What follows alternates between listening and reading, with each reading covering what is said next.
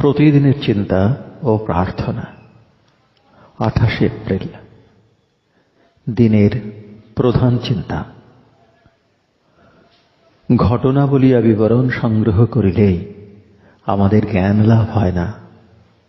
যিনি সেই উন্নততম প্রভু, তাহার দিকে যদি অগ্রসর হইতে পারি, তবেই আমাদের জ্ঞান লাভ সম্ভব।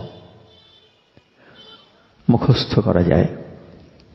এলে যদি তুমি ওগো, হয়ে অতি কৃপা পরবশ এ অযোগ্য গুণহীন আমার উপর, করিবে কি এক বরদান?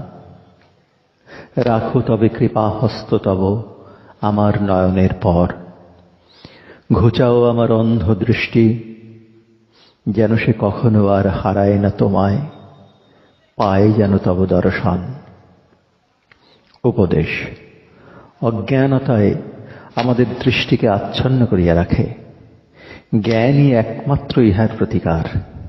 জ্ঞান জন্মিলে আমরা আর ভুল ভ্রান্তিগ্রস্ত হই না। আমরা যেন একটা প্রদীপ হাতে লইয়া চলিয়াছি।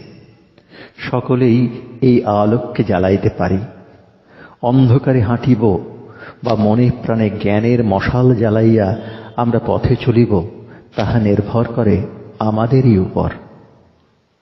জ্ঞানই একমাত্র আমাদের পথ দেখাইয়া ভগবানের কাছে লইয়া যাইতে পারে।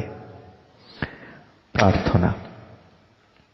হে অনন্ত সত্তা, তোমার কাছে যাওয়ার পথ আমাকে দেখাও প্রভু। আমি যেন তোমার সান্নিধ্যে আসিয়া উপস্থিত হই এবং তোমারই আলোকে স্নান করিতে পারি।